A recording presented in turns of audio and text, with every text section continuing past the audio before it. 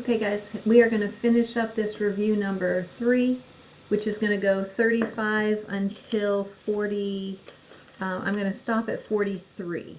My 44 and 45 here I don't think are things that you're going to need to know, so I'm going to stop there. So this is the last part of the video, the third part of the review number 3 for the EOC video. The expression x to the fourth plus 3x squared plus 5x plus 4 is divided by x plus 2 can be written in the form your quotient plus the remainder over the divisor. And then it's telling you what those are. They want me to find each part. They want me to do this long division. If this was a multiple choice question, you could put all of that in box 1 and then one by one put the answer choices in and see which one gives you the same graph. But this isn't multiple choice, so you can either do long division, or since this is just an x plus 2, we can do synthetic division. 4, there is no 3, I've got to have a placeholder in there, so this is going to be a plus 0x cubed. 4, 3, 2, 1, none, 1, and then, actually I did a synthetic division before. I'm going to do a long division problem with this one, because we already had a synthetic division example. So I'm going to write this out as, x plus 2, and then I'm going to put that part x to the fourth plus 0x to the third plus 3x squared plus 5x plus 4. I asked myself how many times does x go into x to the fourth, and that would be x to the third. So I multiply. X to the third times x is x to the fourth, and x to the third times 2 would be a 2x to the third. Draw my line and subtract. I don't subtract, I add the opposites. So this cancels out, and then a 0 minus 2, that'd be a negative 2x to the third, and then I am going to bring down the rest of this problem, and we start all over again. This time I ask myself, what's negative 2x to the third divided by x? That'd be a negative 2x squared. So negative 2x squared times x is negative 2x to the third. Negative 2 times a positive 2 would be a negative 4x squared. Draw your lines. We don't subtract, we add the opposite signs, so they cancel. This would be a 7x squared plus a 5x plus 4. 7x squared divided by x would be 7x. 7x times x is 7x squared, and 7 times 2 is going to be 14x. Subtract, I don't subtract, I add the opposite signs, so those are going to subtract. So this is going to be a negative 9x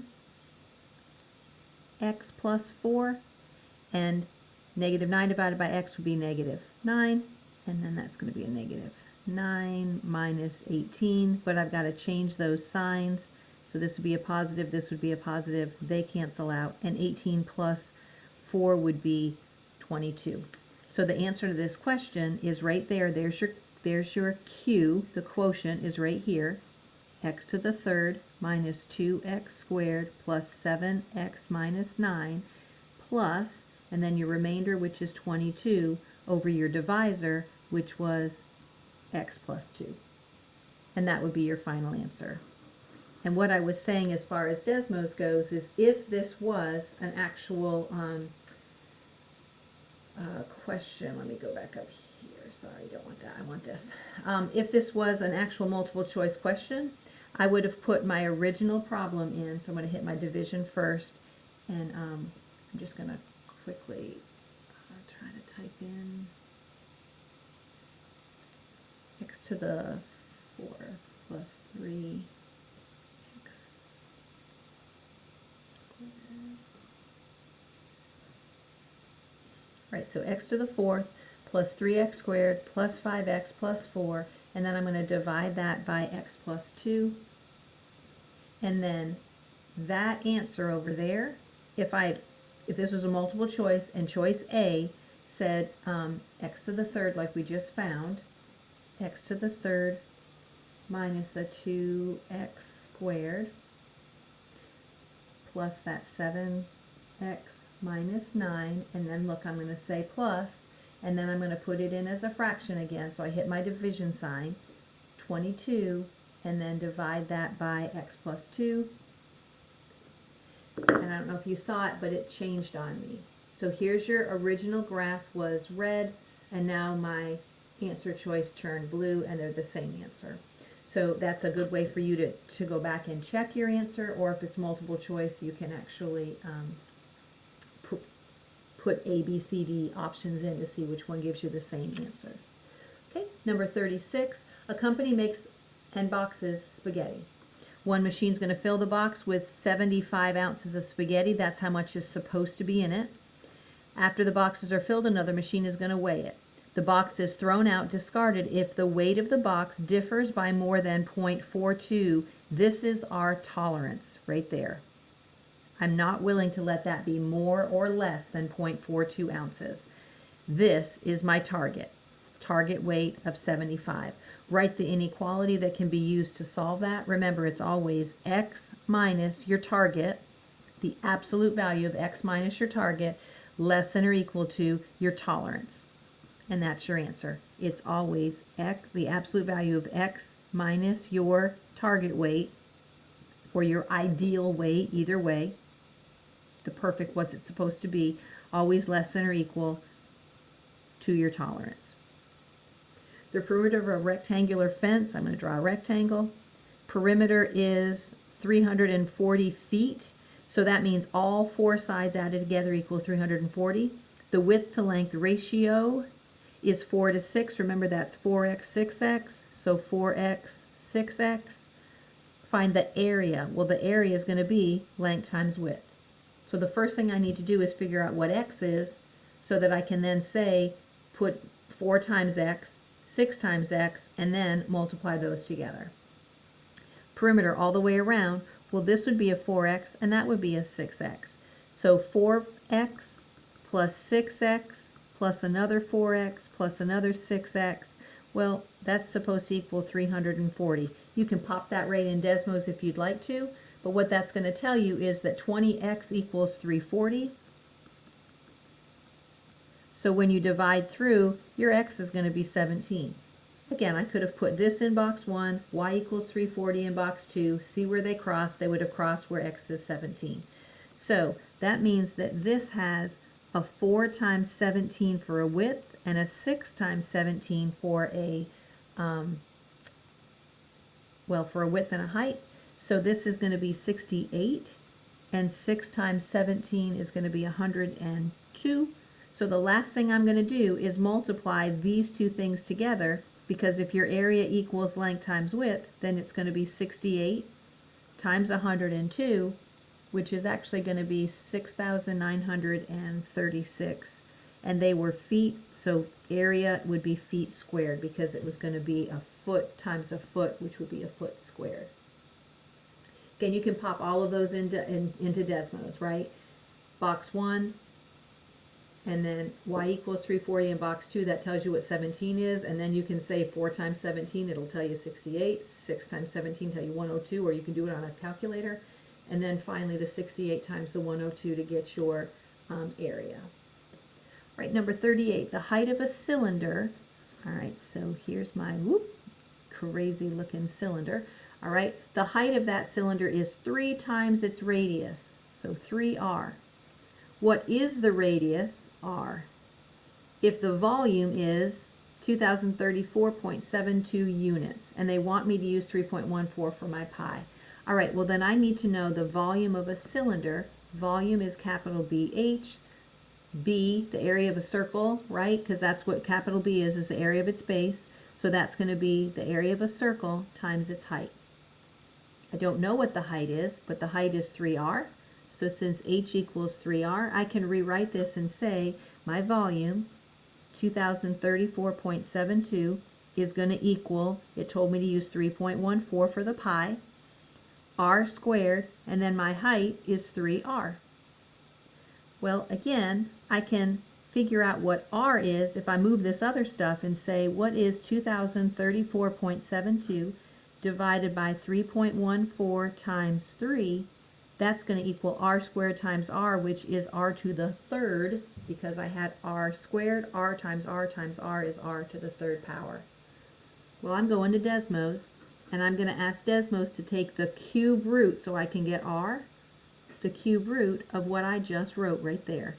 And I'm going to type it in exactly like I'm writing right here. and that's going to be what my radius is. So I'm going to come back to my Desmos,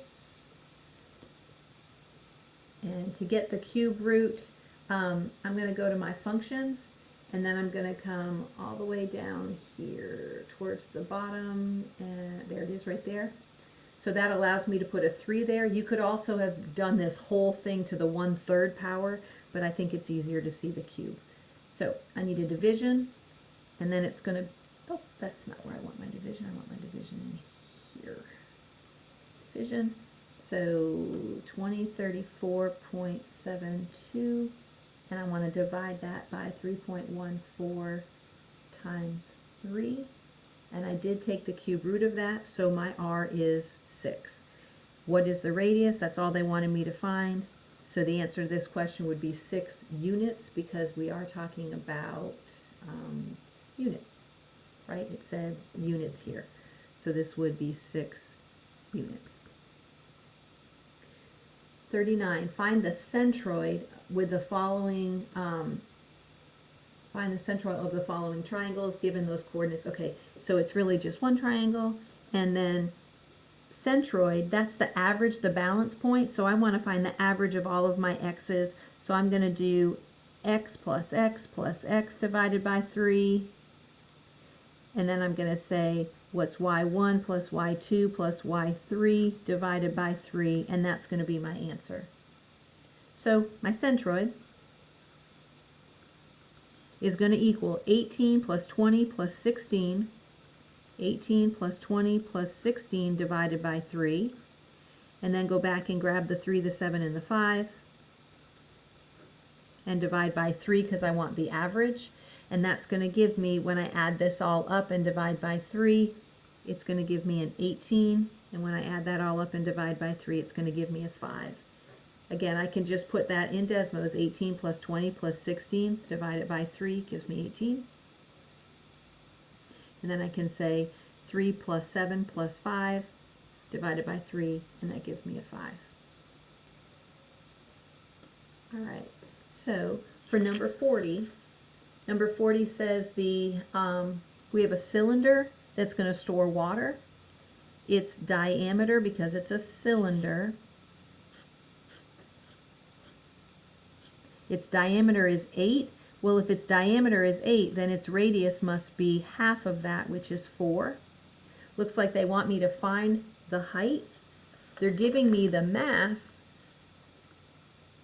and they're giving me the volume, and they're wanting me to find the density. So if I know the volume of a cylinder is the area of its base, which is the base is a circle, pi r squared h. So if my volume is 401.92, and then I've got that pi, I'm going to use 3.14 again. My radius is 4, so 4 squared.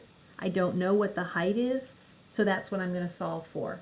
Again, I can go to Desmos and I can type in all of this, 401.92 divided by pi times 4 squared, and that's going to tell me what my h is.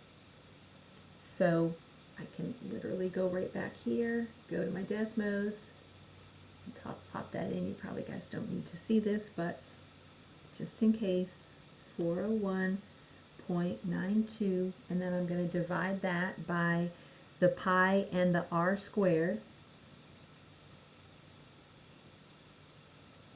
4 squared, and that gives me 8. So the height of this thing is 8. Come on back and show you. So the height of this is 8. I'm going to put an 8 in here. Well, the next thing it wants me to find is density.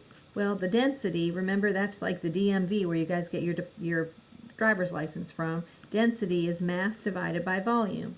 So if you know what the volume is, and we know what the mass is, we're going to be able to figure out the density literally by just putting in the mass, 135, divided by the volume, which is 401.92, and that's just a simple division. Pop it in Desmos, and it ends up being close to 0.336, just by using your formulas. Okay, remember when you take your EOC, you are not given any formulas. You have to know those. All right, the last two, because I'm not going to worry about 44 and 45 here. We're not going to do those. We're just going to finish this one up by doing 41, 42, and 43. Use your unit circle, okay, to find the exact value.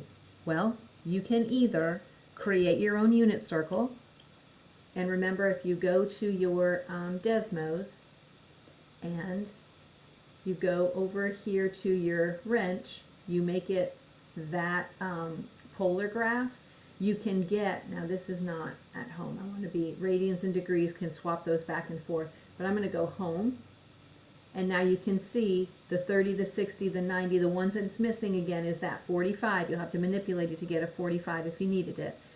But that gives you your degrees. You can also then swap it out down here and get your radians. So that's how you can fill in the inside, but you do need to know those coordinates on the outside.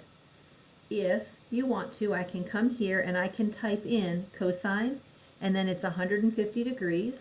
So if it's a degree, I want to make sure that these are degrees. They're not. Come back down here and make that be a degree. So there's your answer. But remember, it wants the exact value. Well, I know that the options around that circle are either a 0, that's not 0, 1, that's not 1, 1/2, that's not 0.5, right? It could be a square root 3 over 2, square root 3, I should have done divided, sorry, divided by 2. Hey, that's the answer right there. Or your other option, remember, if that hadn't worked, would have been the square root of 2. Oops, I want to be here. Would have been the square root of 2 divided by 2, which is that 0.71. So those are your options. So if, as long as you know what these are, we can use our Desmos to come up with a decimal. That decimal represents this radical square root 3 over 2. So then it's a negative, I'm going to say negative square root 3 over 2 for that answer. The next question that it wanted was the sine. So if I change that and put in sine, because this is number 42, said the sine of 5 pi over 6. Well, again, sine of 5 pi divided by 6. Oh my goodness, what am I doing? Sine. I'll put it in parentheses. 5 pi divided by 6. There we go. Changing that out. And now that is not a degree. These are degrees. Change your wrench to radian. And then there again, it's either got to be a 0, a 1, a 0.5, bingo, got it, or the 0.8 or the 0.7, which are going to be the square root 3 over 2 or the square root 2 over 2. So this is going to be 1/2. You do have to make sure that it is a positive. It's a positive, so this is going to be a positive 1/2 is going to be the answer to that question.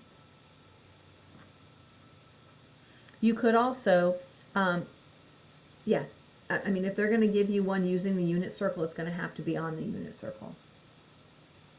So let me come on back here and show you what I just wrote then. So we used our unit circle to find, literally put in the cosine of 150. It gave me the same decimal of this. You've got to know that your options are the square root 3, right?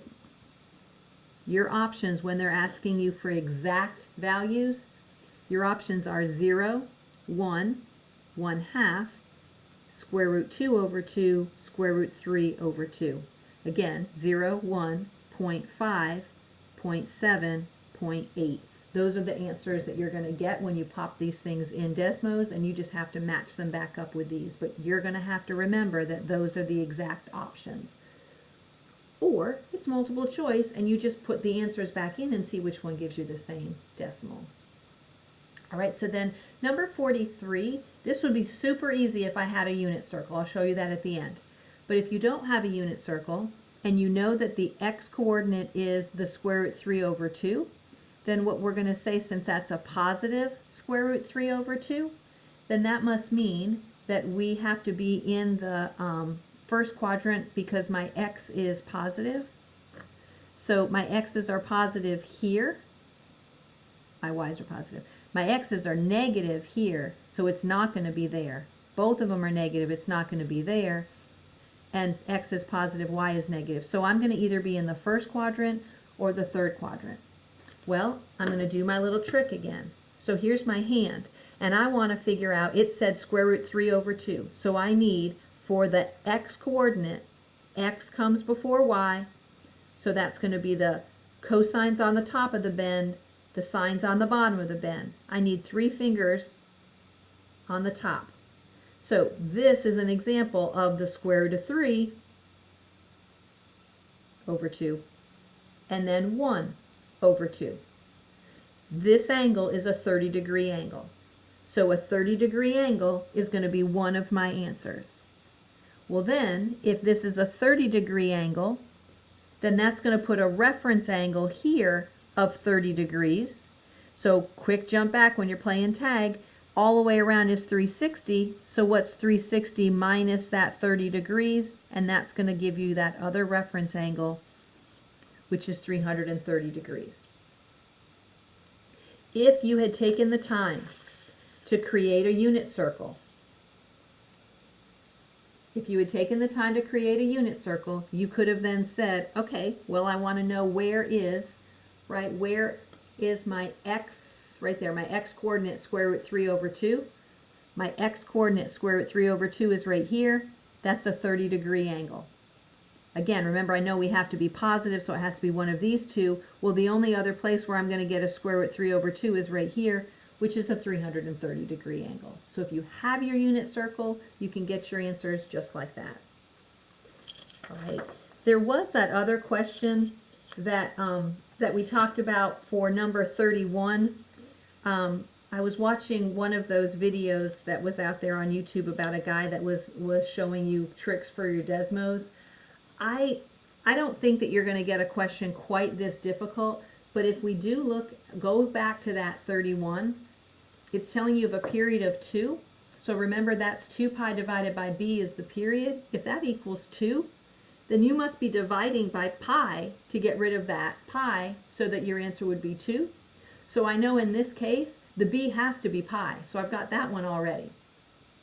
The max of 8, and then this being an equation, well, what the other teacher had suggested that you could do is that you could put in a y equals 8, and then that's going to show you where your maximum is.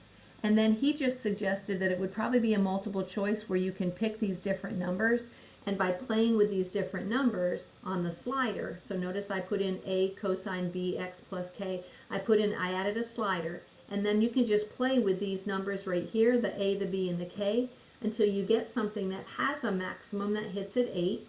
Now remember, your period has to be 2, so that period has to mean you're going to start here, right? And one period is coming down and coming back up. So you've got to make sure that you're at 0, 1, 2. You've got to make sure that that period stays at 2.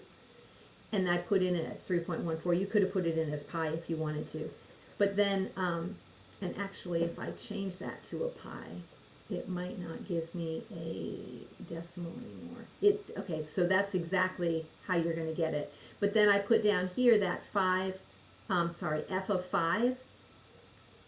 If my original equation was f of x, and they told me in the problem that f of 5 equals -4, when you manipulate these, when you start changing your a, your b, and your c, that number down there is going to change. Well, I'm going to have to keep playing with that until I get exactly what I want. Again, it's a lot of playing, but if this is a multiple choice question that actually has the answers written out that you can kind of pick and choose those answer choices, then you know specifically what numbers you can pop in there for that slider.